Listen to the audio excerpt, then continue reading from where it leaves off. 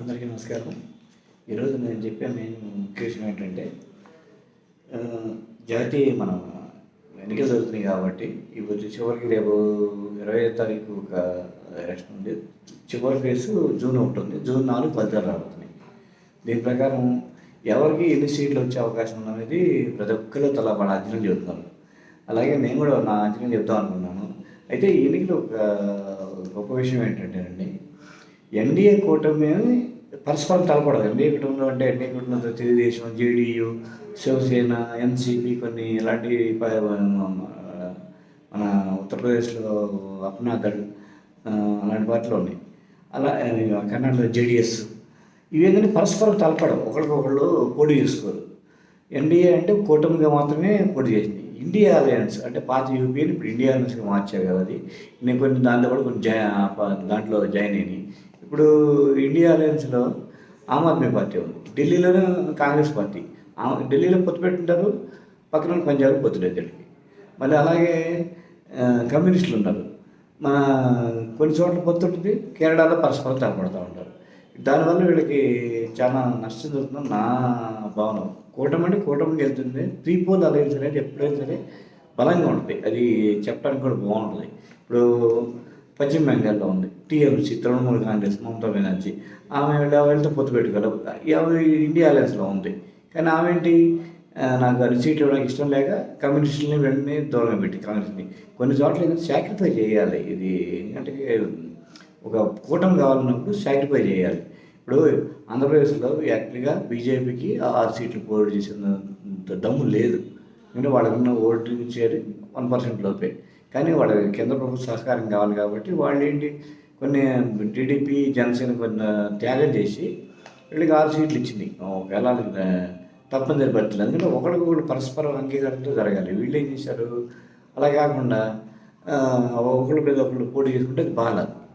బీహార్లో రాష్ట్రీయ జనతాతో పోటీ పోతుంది, యూపీలో పోతూ సమాజ్వాదీ పార్టీ పోతుంది కాంగ్రెస్కి, పర్వాలేదు. అట్లా ఉంటే పర్వాలేదు. కానీ ఒకళ్ళు పోటీ చేస్తే ఏంటంటే అది నమ్మకం రాదు. దానివల్ల పబ్లిక్లో కాన్ఫిడెన్స్ రాక నీకు ఓటు వేయరు. పబ్లిక్లో ఎప్పుడు కూడా ఎట్లా ఉన్నారంటే గెలుస్తావు అంటే పబ్లిక్ ఇప్పుడు మన తెలంగాణలో చూసాం, కాంగ్రెస్ పార్టీ గెలుస్తూనే ఒక నమ్మకం, బలమైన నమ్మకంతో ముందుకెళ్ళారు. అప్పుడు ఏమైందంటే పబ్లిక్ ఒక నమ్మకం వచ్చింది, కమ్యూనిస్టుతో పొత్తు పెట్టినామని సిపిఎం ముందు రాకుండా సిపిఐతో పొత్తు పెట్టినారు. ఒక సీట్, కానీ ఒక సీట్ అక్కడ గెలిచారు. ఒక సీట్ ఇచ్చినా కూడా వాళ్ళు ఏంటంటే అలా కాన్ఫిడెన్స్ ఉన్నారు. ఎప్పుడైతే సరే ఒకళ్ళు కూడా పోటీ చేసుకుంటే ఆ కాన్ఫిడెన్స్ అనేది రాదు ఎప్పుడు కూడా. ఎందుకంటే ఎప్పుడైతే సరే పోస్ట్ పోల్ అనేది కానీ ప్రీ పోల్ అనేది మంచిది. సరే, దాని తర్వాత ఆలోచిద్దాం మనం. నా అంచనా ఏంటంటే ఎన్డీఏకి దేశవ్యాప్తంగా 320 సీట్ల నుంచి 320 సీట్లు నా అంచనా. 320, 325 ఒకటే ఫిగర్ చెప్పాలంటే 325 అనుకున్నాం. అదే కాంగ్రెస్ పార్టీకి స్వతహాగా 90 సీట్లు. కాంగ్రెస్ పార్టీకి ఒట్టి కాంగ్రెస్ పార్టీగా, అలయన్స్గా నేను చెప్పలేకపోతుంది, ఎందుకంటే వాళ్ళు ఒకసారి పోటీ చేసుకున్నారు కాబట్టి. అలాగే రాష్ట్ర వారికి ఒకసారి చెక్ చేద్దాం. ఏపీలో, ఆంధ్రప్రదేశ్లో ఎన్డీఏ 19, కాంగ్రెస్కి 0 to 1, అదర్స్ అంటే వైసీపీకి 6 సీట్లు నా అంచనా. అస్సాంలో ఎన్డీఏ 10, కాంగ్రెస్ 4. అదే బీహార్లో ఎన్డీఏకి 25, కాంగ్రెస్ 4, ఆర్జేడీ 11. అలాగే ఛత్తీస్గఢ్ ఎన్డీఏ 8, కాంగ్రెస్ 3. గోవా ఒకటి ఎన్డీఏ, ఒకటి కాంగ్రెస్. గుజరాత్ ఎన్డీఏ 24, కాంగ్రెస్ 1. అలాగే ఇక్కడ మన గుజరాత్లో ఆమ్ ఆద్మీ పార్టీ ఒకటి గుజరాత్లో. హర్యానాలో 5 ఎన్డీఏ, 3 కాంగ్రెస్, 2 లోక్దళ్ పార్టీ ఉంది అక్కడ. హిమాచల్ ప్రదేశ్లో 3 ఎన్డీఏ, 1 కాంగ్రెస్. జమ్మూ కాశ్మీర్లో 3 ఎన్డీఏ, 1 కాంగ్రెస్, 2 నేషనల్ కాంగ్రెస్. ఈ నేషనల్ కాంగ్రెస్ కూడా ఇండియా అలయన్స్లో ఉంది.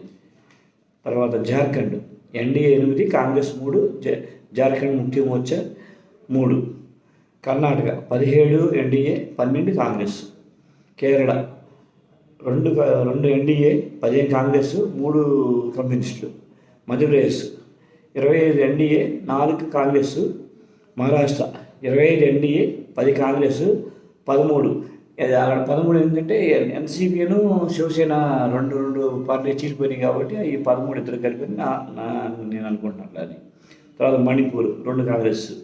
Meghalaya 2 NDA, Mizoram 1 NDA, Nagaland 1 NDA, Delhi నాలుగు ఎన్డీఏ, ఒకటి కాంగ్రెస్, 2 ఆమ్ Aadmi Party.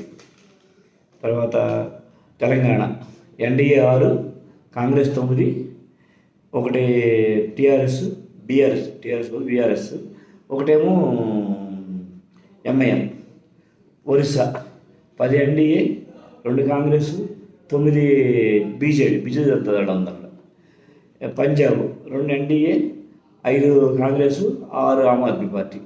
Rajasthan 20 NDA, 5 Congress. Sikkim 1 NDA.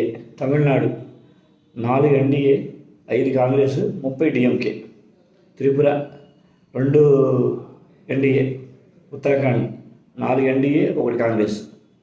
Uttar Pradesh 65 NDA, 3 Congress, 12 Samajwadi Party. Bengal 23 NDA, 22 Trinamool Congress. నా లెక్క అంచనా ఏంటంటే 320, 90 నుంచి 95 అనుకున్నాం. సరే 320 అనుకున్నాం. ఇది 94 కాంగ్రెస్, మిగతాది అందరూ మిగతా నేనుంటే మొత్తం 53 సీట్లలో ఈ భాగం మిగతా వస్తాయి. నా అంచనా ఇది.